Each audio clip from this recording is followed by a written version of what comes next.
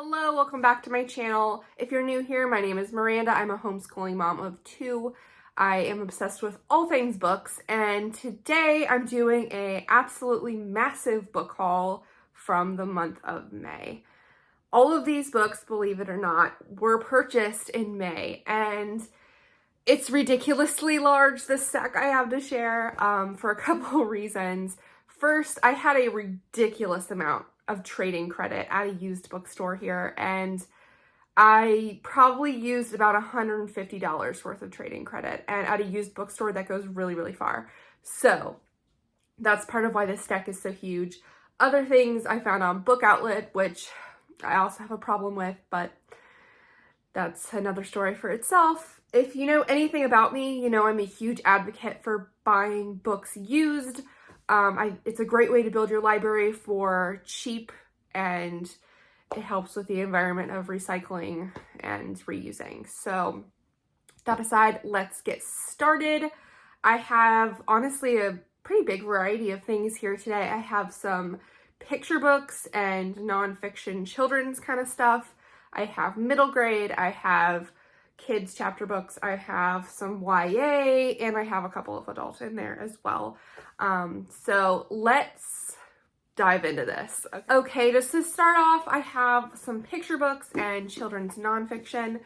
And first up, I have Women in Sports, 50 Fearless Athletes Who Played to Win, written and illustrated by Rachel Ignatowski.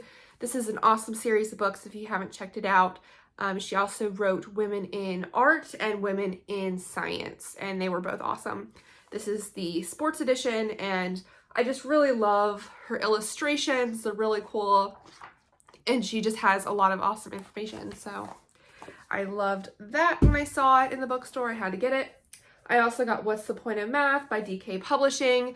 I went pretty in depth on this in my Instagram stories and a reel I did on there, and it really breaks down a lot of mathematical concepts and applies them to real life situations and different professions that use math, and I just really, really loved it. It was really practical, and I wanted to incorporate it in our formal math curriculum as just a way to, you know, kind of see the applications and see what is the point of math. I thought that was a really cool concept. So this I had to get when I saw it.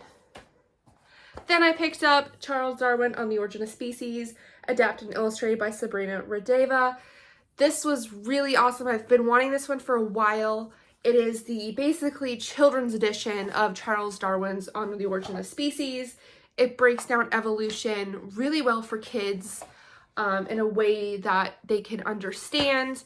And in our kindergarten science curriculum for biology, it does cover evolution, and I wanted to include a little bit of study on Charles Darwin and his theory, and this was just a really good choice for that age group, so had to get that.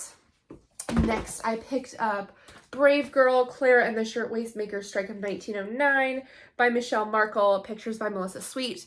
I did review this on one of my previous library hauls. I loved it so much I had to get it for myself. You can see what I said about it on my previous video, but it was a really, really good picture book on the strikes and workers' rights in the early 1900s in general, and this was just so good, so highly recommend that one. Next, I got Abraham Lincoln and Frederick Douglass, The Story Behind an American Friendship by Russell Friedman. This is another one I've seen for a while and just have been putting off buying it because it was a little too high for what I wanted to spend, and then I finally found it for the right price and decided to get it. It highlights Lincoln and Frederick Douglass's relationship and correspondence, and I just thought that was really cool. It includes some real pictures, talks about the abolitionist movement and all that. So honestly, anything on Frederick Douglass I'm gonna buy because he's just such an interesting person. So this was a really good find.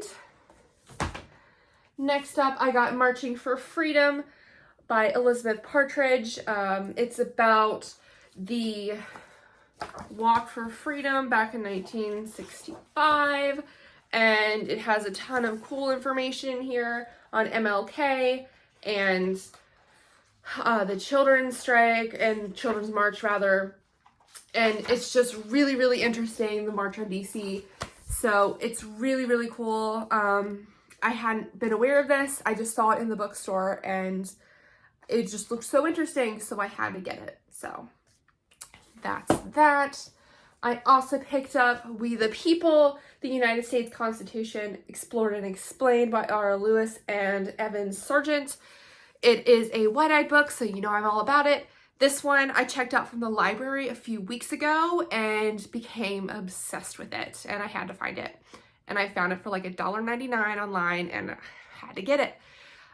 It breaks down the Constitution in a really, really awesome way, gives a lot of really relevant examples, shows where the faults lie in it and the faults with the founders even. And it was just really, really awesome. It just presented the Constitution in a way for kids that wasn't putting it on this, you know, untouchable pedestal that many children's curriculums like to do.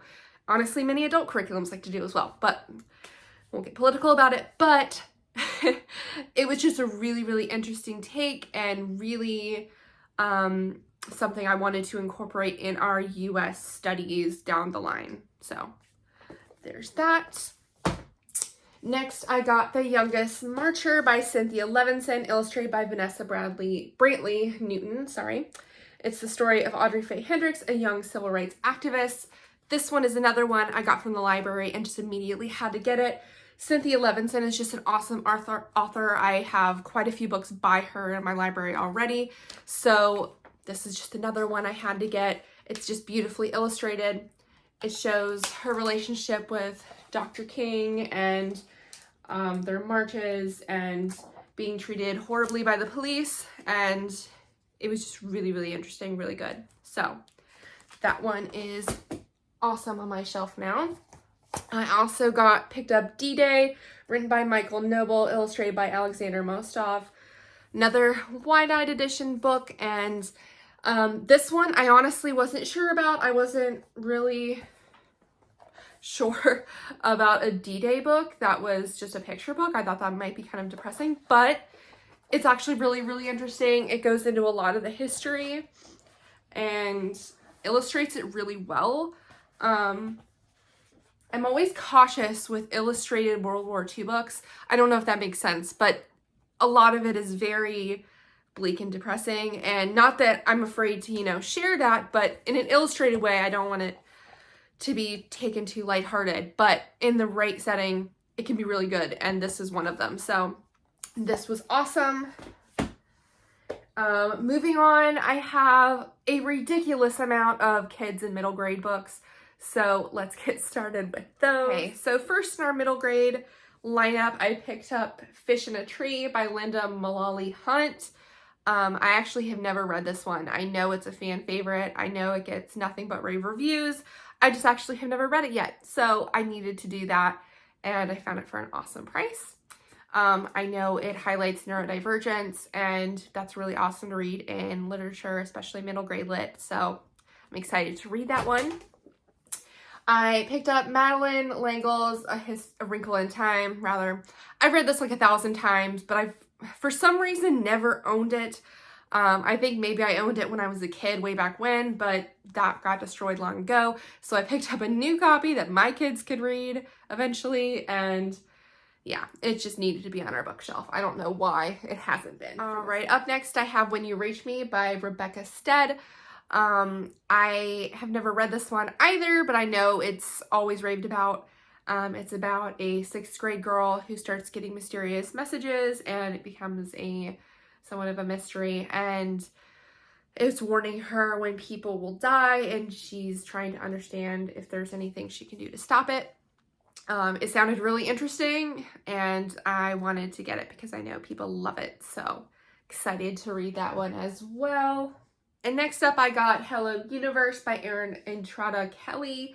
I haven't read this one either. I'm excited to, though. I know it's supposed to be really good. It's about a group of kids who aren't friends, who are put together in an unexpected way, I suppose. I don't like to read a whole lot about synopsis before I read them, so I can't tell you a whole lot about it yet, but I know it gets constant good reviews. So excited to share that one when I read it. Then I picked up Winnie's Great War by Lindsay Maddock and Josh Greenhut, and art by Sophie Blackall. It's inspired by the world's most famous bear. So this one I've been wanting to read forever, and I just finally have an excuse to now. I know people love this series, so I'm excited to read it as well very soon. Up next, I picked up Shooting Kabul by N.H. Senzai, and this is one I've been wanting to get for a while. It's about a young kid who is fleeing Afghanistan and facing hardships when they come to America. I'm really excited to read it. I haven't read this one. I know it's another one that also gets tons of good reviews, and I'm all about an immigration refugee story. It's just, they're always so fascinating, and I know it's based on a true story, so this is going to be great. I already know it, so looking forward to that. Next, I picked up New Kid by Jerry Craft. I recently went over this in 10 of my favorite middle grade reads. I love this graphic novel. It is such a good one. It has a sequel as well that I haven't purchased yet called Class Act that I will be purchasing very, very soon. But this is the first one, and it's just so, so good. So excited to have that on our shelf.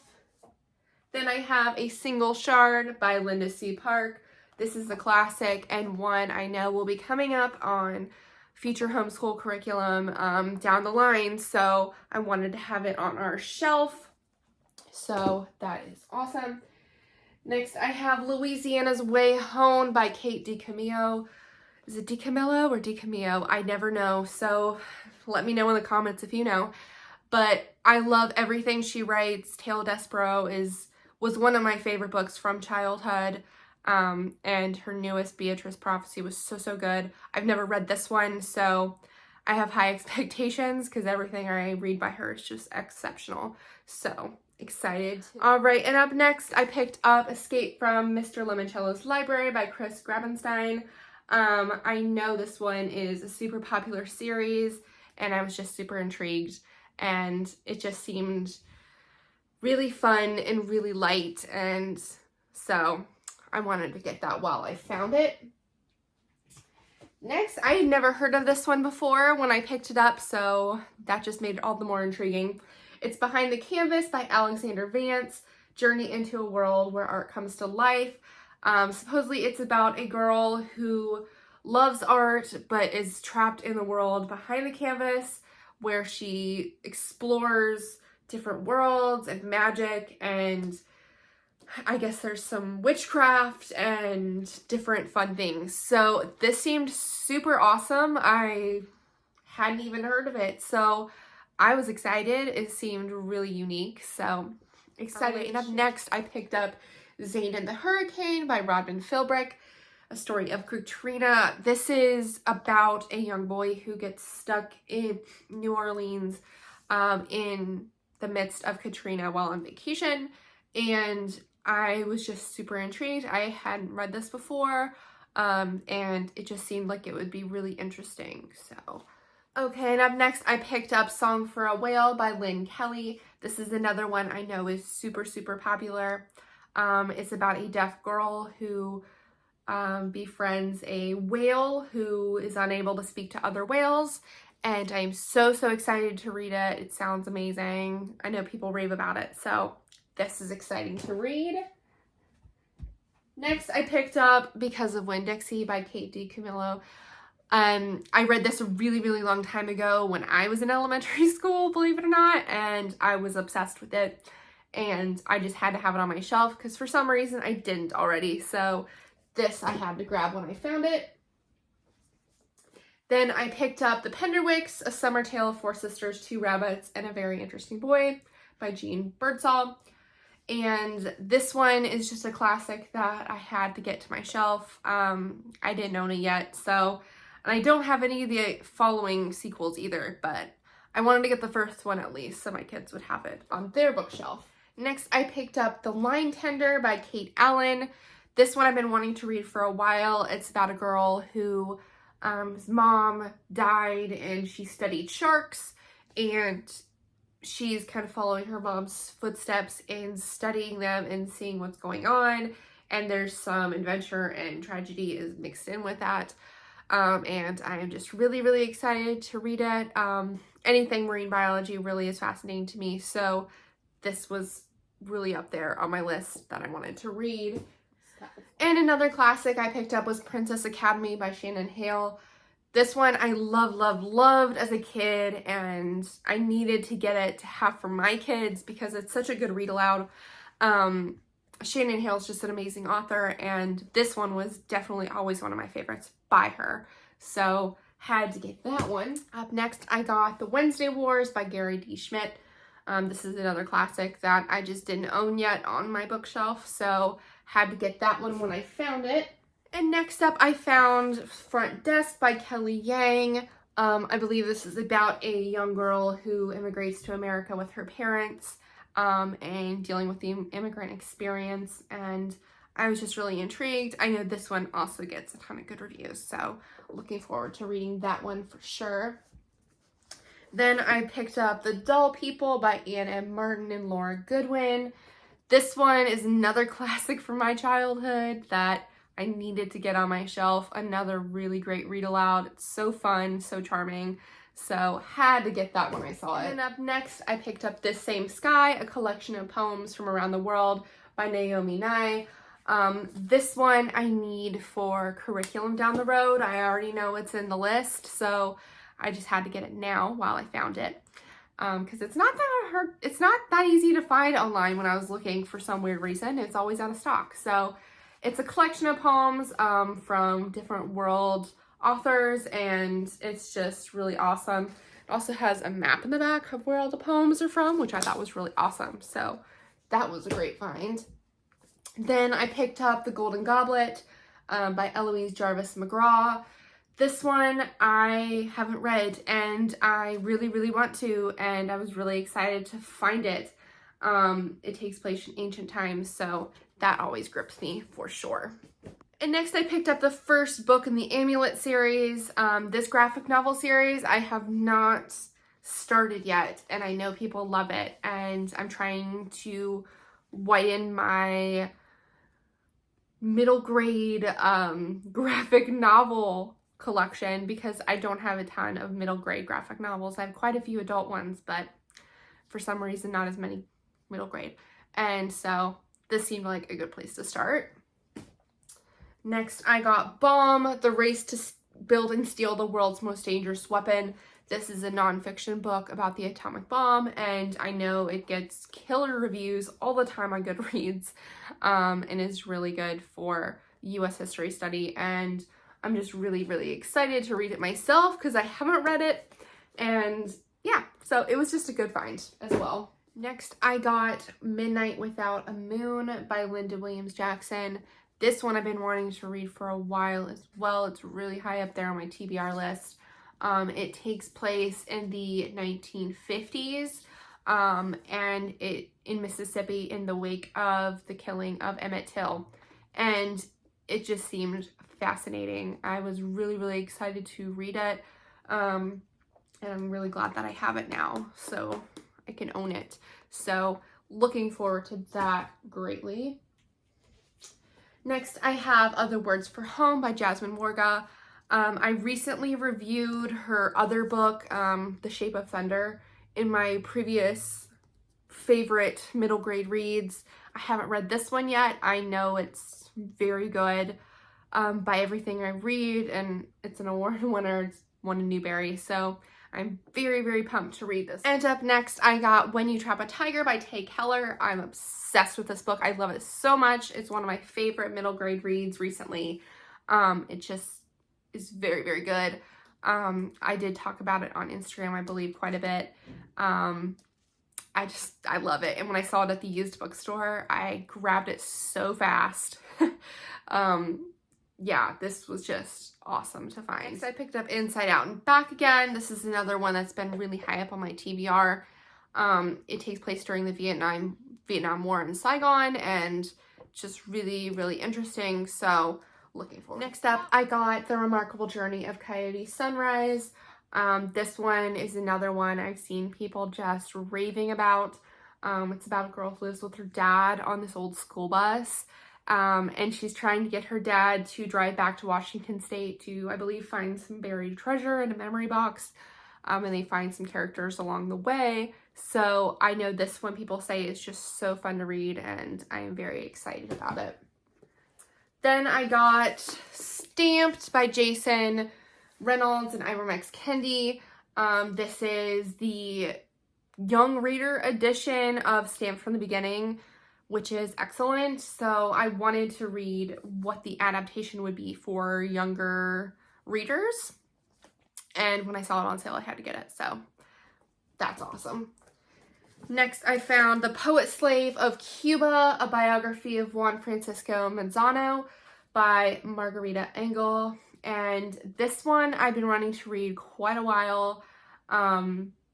It is a biography, but it's also written in verse, and it's just really, really interesting. Know practically nothing about it, but excited to read it all the same. Then I got Goose Girl by Shannon Hale. She's just excellent. She wrote Princess Academy, which I showed just a few minutes ago. So this one I'm excited to read because it's one of hers I haven't read yet, and it's one of her most popular. So excited to get that started. Okay, and moving on to the more young adult / adult section of this book haul. I first got Me, Earl, and the Dying Girl by Jessie Andrews. There is a movie of this. You may have seen it. I haven't read the book, so I was really looking forward to it. It's constantly on the banned book list, but it's supposed to be really funny and really fun to read, so I was excited to find that one. Next up, I got Monster by Walter Dean Myers. This is constantly raved about, and I really wanted to read it for a long time and just haven't gotten around to it. He's a teenager who's on trial for murder, and it explores everything that comes with that, and the racial tension that comes along with that as well. So I was really intrigued by this for sure. So up next, I got Sold by Patricia McCormick. This is another one that I've been dying to read and just haven't gotten around to yet. It's about a young girl from Nepal who was sold into prostitution and everything that comes with human trafficking and her experience in that world. And I am just really dying to read it because it sounds fascinating and heartbreaking. And yeah, really want to read that very soon. Then I got Vincent and Theo, the Van Gogh Brothers by Deborah Hillingman. I'm not sure I pronounced that right. I'm sorry. I'm horrid with names. This is about Vincent van Gogh and his relationship with his brother. And I am really excited to read this. It's nonfiction, and I know it gets constant rave reviews, it wins awards all the time, and yeah, I'm just really looking forward to seeing what this one is all about. Up next, I got I'll Give You the Sun by Jandy Nelson. I was really excited to find this one for so cheap at the bookstore. It's one I've been wanting to read for quite a while.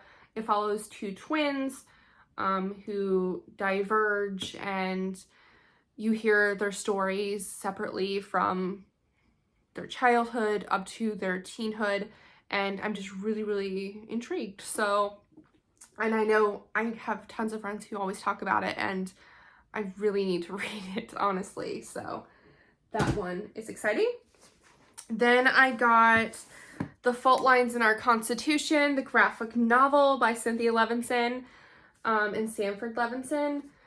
This is a nonfiction book, not a graphic novel originally, but it was adapted to be a graphic novel, and I was obsessed with the graphic novel version.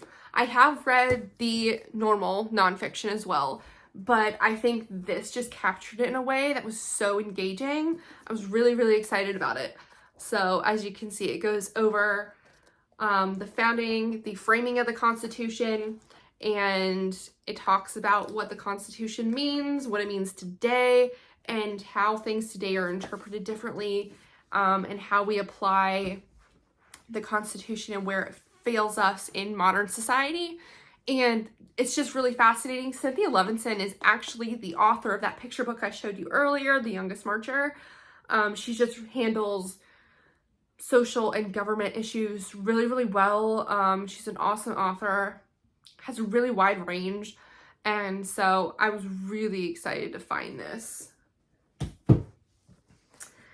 Okay, and up next I got To the Bright Edge of the World by Eowyn Ivey.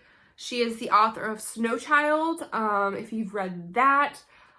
This one takes place in the 1800s, and it takes place in the Alaska Territory, so that was interesting. I haven't read many books in Alaska, so that seemed really cool. I know practically nothing else about it, but I know she's a great author, so I trust her to do whatever she's going to do, honestly, and read it all the same. Next, I picked up The House in the Cerulean Sea by T.J. Klune. This is one of my favorite books this year. I loved it so much.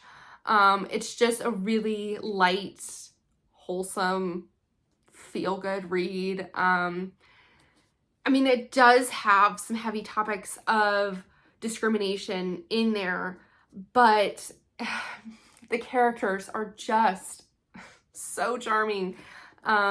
He is an amazing author, and he captures characterizations so well. It's an exceptional ability he has. And if you haven't read this yet, please do. It's so good. It also has LGBTQ representation in it for Pride Month if you're looking for that. So good. So happy to have it on my shelf. Okay, and up last, I picked up Dune by Frank Herbert. This is the first book. I'm currently about halfway through the ebook of this, and I already love it.